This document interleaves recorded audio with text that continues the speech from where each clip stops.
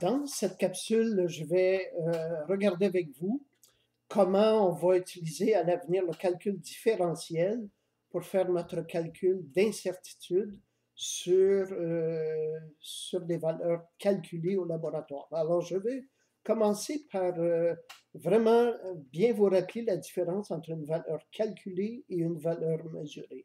Par exemple, au laboratoire, on peut avoir mesuré une longueur et un temps, mais on aura une valeur calculée qui sera la vitesse. On ne mesure pas une vitesse. On calcule une longueur et un temps.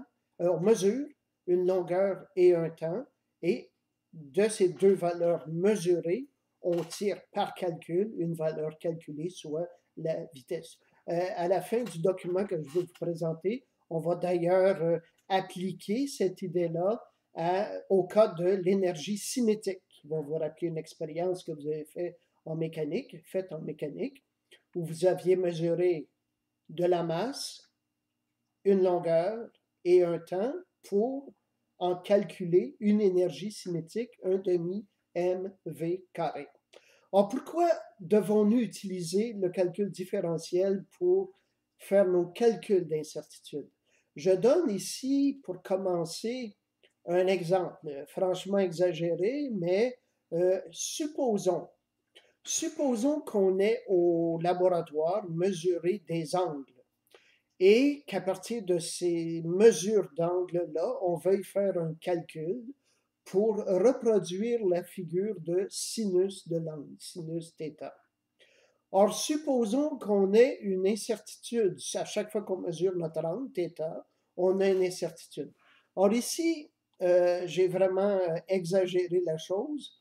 Supposons qu'on ait une incertitude de 1 radian entre ici une mesure qui aurait été prise au milieu à 1,5 radian avec une incertitude totale de 1 radian, donc plus ou moins 1/2 radian. Or, cette incertitude-là, si on calcule notre fonction θ, sinus θ, ben, on projette sur l'axe des valeurs de sinus θ, on projette nos valeurs avec la largeur d'incertitude et on voit que l'incertitude sur θ est de l'épaisseur de la ligne jaune ici. Maintenant, si on prend la même incertitude de 1 radian, plus ou moins 0,5, et qu'on la met entre 2,5 et 3,5 radians, si je projette la valeur du sinus au maximum, ici, à 3,5 radians, et la valeur du sinus au minimum à 2,5 radians, on voit que pour la même erreur de 1 radian, on a une très grande erreur sur le sinus. Donc, pour la même erreur, incertitude sur le θ mesuré, l'incertitude sur le calcul du sinus θ peut varier énormément. Et si on regarde sur notre schéma ici, on voit que on peut voir que l'incertitude ici est reliée à la pente pour passer d'une valeur possible à l'autre valeur possible et multiplié donc par l'incertitude totale. On voit ici la même chose, la pente pour passer d'une valeur du sinus à l'angle minimum à la valeur du sinus à l'angle maximum. On voit que cette pente-là, multipliée par l'incertitude sur l'angle, nous donne la grandeur de l'incertitude sur sinus θ. Alors, vous avez jusqu'à maintenant, dans vos 2 premiers cours de physique, vous avez utilisé ce qu'on a appelé soit des règles simples ou la méthode des extrêmes pour évaluer l'incertitude sur une valeur calculée. Et je répète, ce qu'on va faire, le calcul d'incertitude par calcul différentiel, s'applique aux valeurs calculées. Sur les valeurs mesurées, on vous donne des règles qui ont trait aux équipements que vous utilisez. Pour les longueurs, ça peut être 0,1 cm plus 0,2% de la longueur. Sur la masse, ça peut être une valeur fixe, 0,3 g ou 0,2 grammes. Sur le temps, ça peut dépendre de l'horloge et ainsi de suite. Ce sont des valeurs mesurées. C'est sur les valeurs calculées qu'on va appeler le sinus θ, qu'on va appliquer le calcul différentiel. Or, qu'est-ce que la pente nous dit? Ce que la pente nous dit, c'est en fait la dérivée de la fonction sinus θ autour du point où on a fait une mesure. Or, c'est la raison pour laquelle on va appliquer le calcul différentiel pour le calcul d'incertitude. Maintenant, ici, j'ai montré une fonction d'une seule variable. J'ai évidemment exagéré grandement l'incertitude sur la valeur de θ, le but étant de me permettre de faire un dessin. Maintenant, si la fonction calculée, si la valeur qu'on veut calculer dépend de plus qu'une variable, par exemple, j'ai donné ici l'exemple de, supposons que ce qu'on veut calculer, c'est la fonction racine carrée de x carré plus y carré. Par exemple, supposons que x et y, c'est des valeurs mesurées, des valeurs de longueur en centimètres ou en mètres, dans un plan cartésien, et que notre but, c'est de calculer la distance euclidienne entre ces points, ben on calculerait cette fonction-là. Or, si on a une incertitude sur x et une incertitude sur y, les valeurs mesurées, on va évidemment avoir une incertitude sur la distance euclidienne, qui est la valeur calculée. Or, il faudrait à ce moment-là appliquer notre calcul différentiel, mais c'est maintenant une fonction à deux variables. Or, la fonction à deux variables,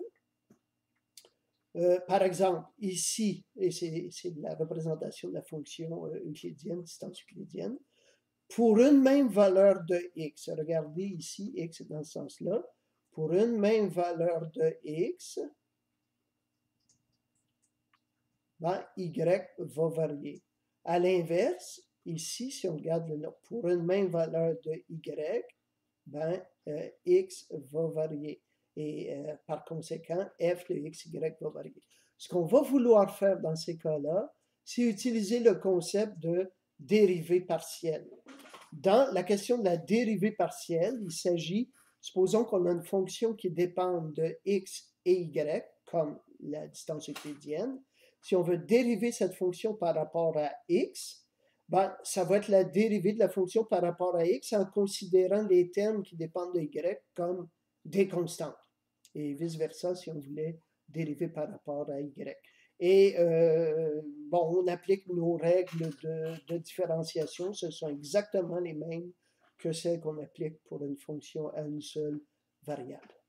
Alors, je vais aller regarder ça et l'appliquer au cas de l'énergie cinétique. Évidemment, dans notre cours, on ne va rien faire en énergie cinétique, mais vous allez appliquer, je vais vous demander dans vos rapports de laboratoire d'adapter ce qu'on voit sur l'énergie cinétique, de l'adapter aux valeurs calculées que vous aurez à calculer. Par exemple, dans le laboratoire numéro 4, sur les ondes stationnaires, vous allez avoir deux façons différentes de calculer la vitesse d'une onde sur une corde, une par la méthode dite dynamique de Newton, l'autre en appliquant notre connaissance des ondes stationnaires. Et dans un cas, ça va dépendre de 4 variables, dans l'autre de 1 ou 2 variables.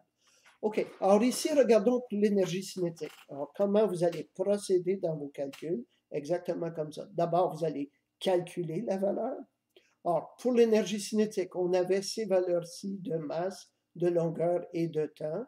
Alors, on entre tout simplement les chiffres dans notre expression et on dit 0,2865 joules. À ce moment-ci, on n'a aucune idée de combien de chiffres significatifs vont nous rester à la fin, donc on en garde un bon nombre. On va maintenant calculer l'incertitude absolue par rapport de l'énergie cinétique.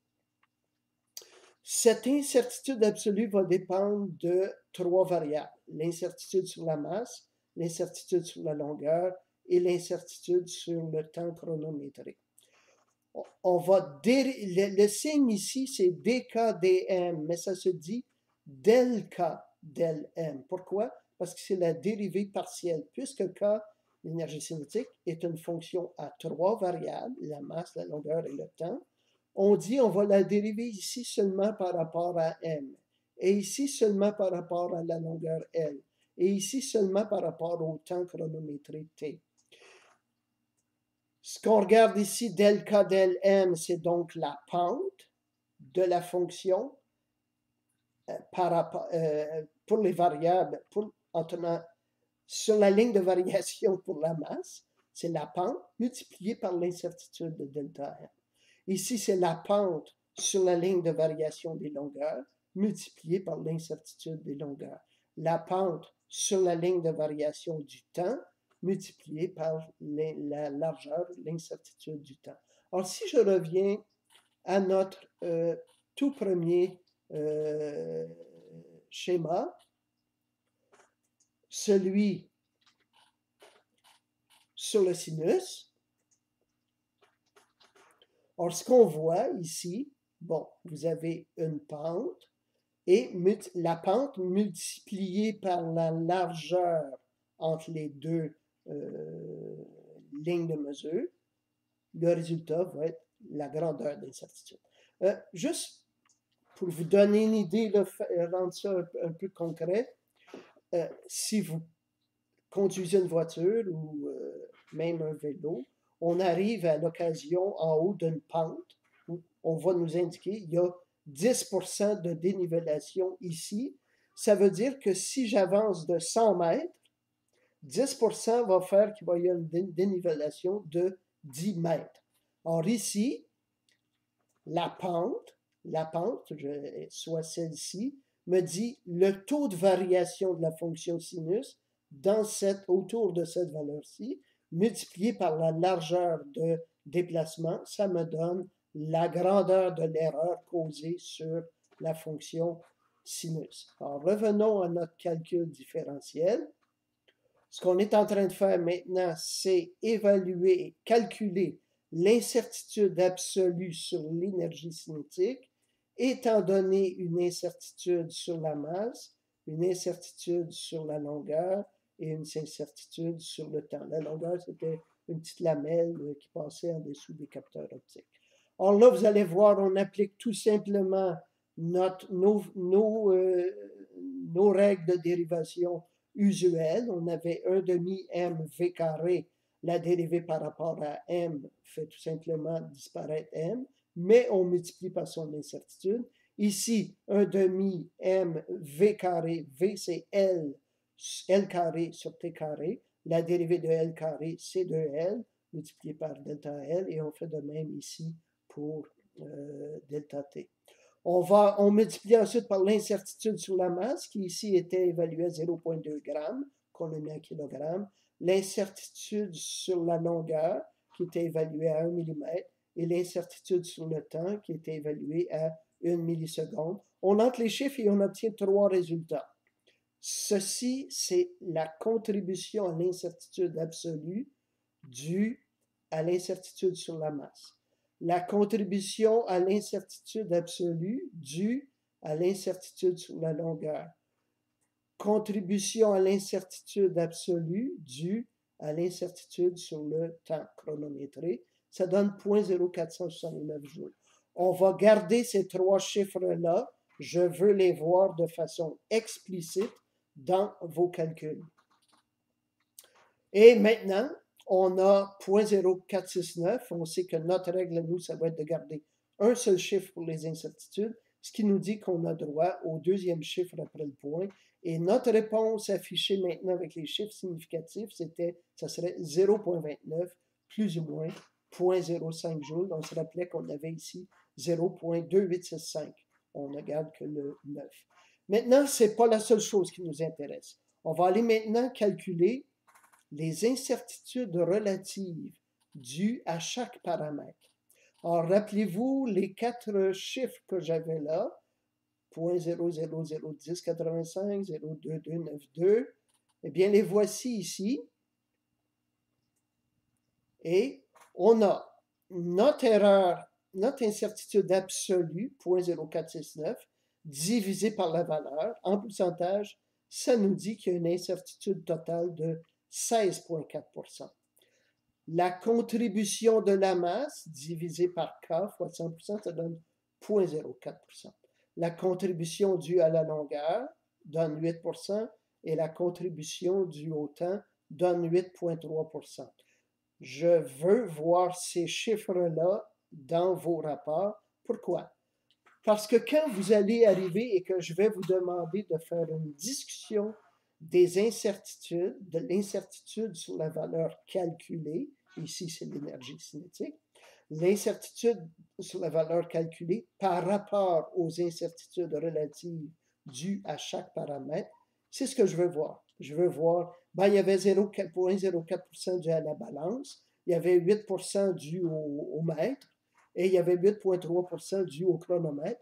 Et là, vous allez pouvoir discuter de façon quantitative en disant, vraiment, dans cette expérience-là, il y a deux paramètres qui sont les causes principales de l'incertitude. Il y a, dans le cas présent, il y a le mètre et le chronomètre. Et là, on va pouvoir discuter, dire comment on pourrait améliorer les résultats de notre expérience. Avec ce genre de calcul, bon, les règles simples que vous aviez auparavant vous permettaient de régler des cas simples. Les produits, la division et la règle de puissance. Mais elles ne vous permettent pas de vous attaquer à des fonctions trigonométriques ou à des fonctions exponentielles. Le calcul différentiel va vous permettre d'appliquer le calcul d'incertitude à n'importe quelle fonction valeur calculée. Je le répète encore, ça ne s'applique qu'aux valeurs calculées. OK. Alors, avec ça, on peut déjà prédire avant même d'aller au laboratoire quel niveau d'incertitude on peut attendre. Alors, je dis parfois, et je vais le dire ici, imaginons que vous commencez un doctorat ou imaginons que vous travaillez dans une compagnie et que votre directeur de thèse ou votre patron vous dise, ben, je veux que tu me fasses telle mesure avec une précision de 1%. Ben, on peut tout de suite aller au laboratoire, regarder nos équipements et revenir en disant, non, avec ce qu'on a au labo, on ne fera pas mieux que 10% et présenter une facture un estimé de 100 000 $ pour améliorer les résultats pour la prochaine fois. Mais là, on peut le faire de façon quantitative.